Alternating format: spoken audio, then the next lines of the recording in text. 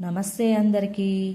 ఈరోజు క్లాస్లో 9వ తరగతిలోని 8వ పాఠమైనటువంటి ఉద్యమ స్ఫూర్తి అనే పాఠంలోని భాషాంశాల గురించి తెలుసుకుందాం.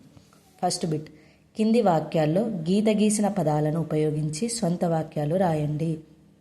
మనం మంచి చేస్తే మనకు మంచి జరుగుతుందని స్వానుభవం వల్ల తెలుసుకున్నాను.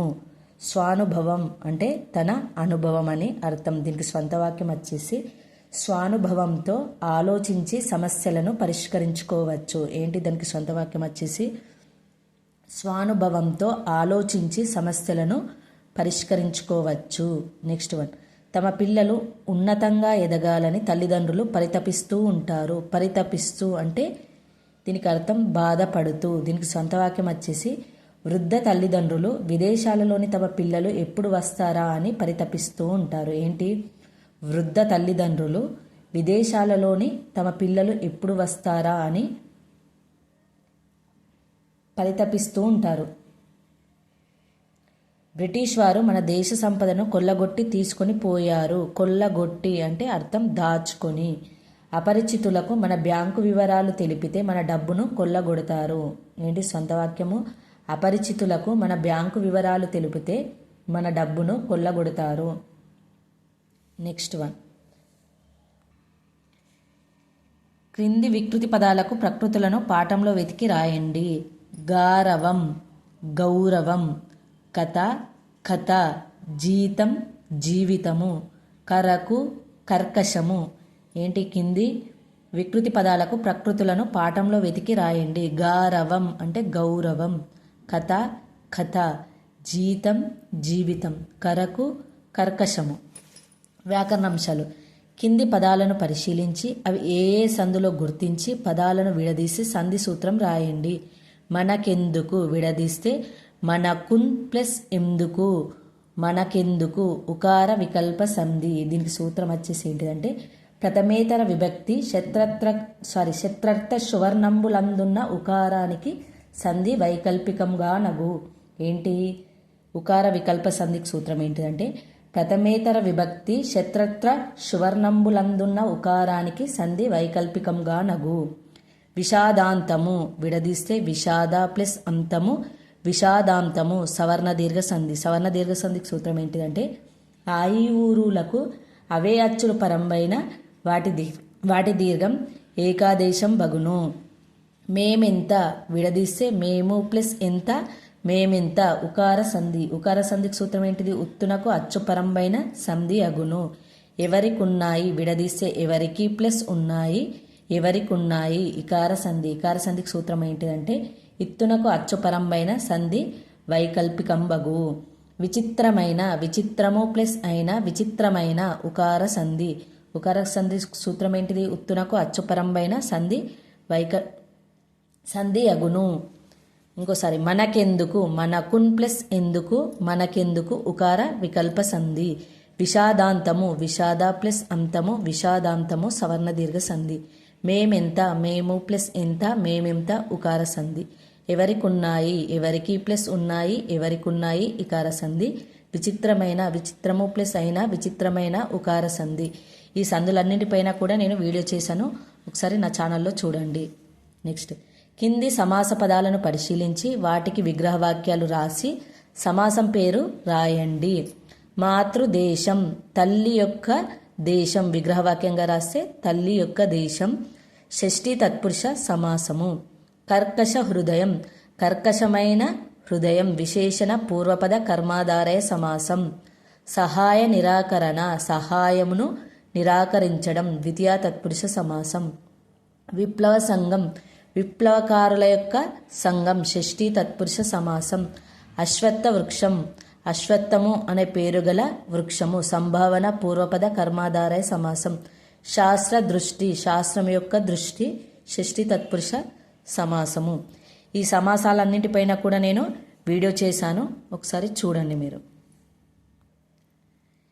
యనాదేశ సంధి. యనాదేశ సంధికి సూత్రం ఏంటిదంటే ఈ ఊరులకు అసవర్ణములైన అచ్చులు పరంబైనప్పుడు ఎన్నులనేటివి ఆదేశంగా వస్తాయి. ఎన్నులంటే యావారాలనే ఎన్నులు అంటారు. ఏంటి? యనాదేశ సంధికి సూత్రం ఏంటిదంటే ఈ ఊరులకు అసవర్ణములైన అచ్చులు పరంబైనప్పుడు యావారాలు ఆదేశంగా వస్తాయి.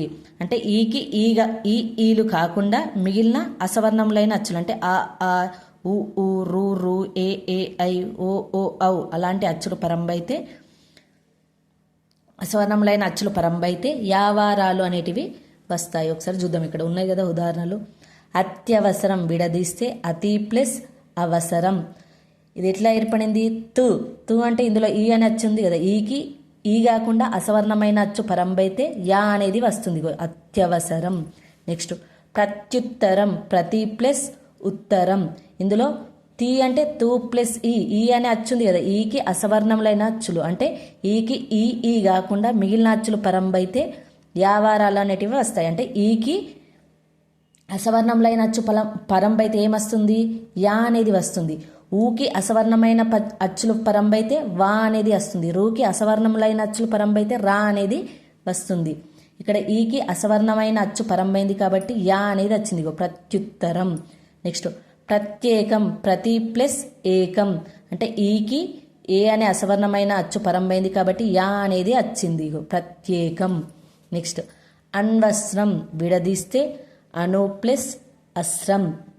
ను అంటే ఊ అనే అచ్చు ఉంది కదా, ఊకి అసవర్ణమైన అచ్చు పరంబైతే వా అనేది వస్తుంది, అన్వస్త్రం. గౌర్వన్నత్యం ఏంటి? గుర్వౌన్నత్యం ఏంటి? గుర్వన్నత్యం. గురు ప్లస్ ఔన్నత్యం, గుర్వౌన్నత్యం. విడదీస్తే గురు ప్లస్ ఔన్నత్యం. ఇందులో ఊ అనే అచ్చు ఉంది కదా, ఊకి ఔ అనే అచ్చు పరంబైతే అసవర్ణములైన అచ్చు పరంబైతే వా అనేది వస్తుంది. నెక్స్ట్ పిత్రార్జితం, పితృ ప్లస్ అర్జితం. రూకి అసవర్ణమైన అచ్చు పరంబైంది కాబట్టి ఇక్కడ రా అనేది వచ్చింది, పిత్రార్జితం. మాతృపదేశం, మాతృ ప్లస్ ఉపదేశం, మాతృపదేశం. ఇందులో రూ అనే అచ్చుంది కదా, రూకి అసవర్ణమైన అచ్చు పరంబైతే రా అనేది వస్తుంది, మాతృపదేశం. ఏంటి? యనాదేశ సంధికి సూత్రం ఏంటిదంటే ఈ ఊరులకు అసవర్ణములైన అచ్చులు పరంబైనప్పుడు యావారాలు ఆదేశంగా వస్తాయి.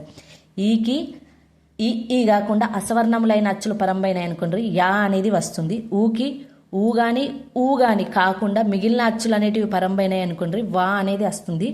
రూకి రు గాని కాకుండా మిగిలిన అచ్చులు పరంబైతే రా అనేది వస్తుంది. నెక్స్ట్ కింద ఇచ్చిన పదాలను విడదీసి యనాదేశ సంధి అవునో కాదో పరిశీలించండి. అభ్యుదయం, అభి ప్లస్ ఉదయం, అభ్యుదయం. ఇది ఎలా ఏర్పడింది? భూ ప్లస్ ఈకి ఊ అనే అసవర్ణమైన అచ్చు పరంబైంది కాబట్టి యా అనేది వచ్చింది, అభ్యుదయం. గుర్వాజ్ఞ, ఇది ఎలా ఏర్పడింది? రు అంటే ఇందులో ఊ అనే అచ్చుంది కదా, రు ప్లస్ రు.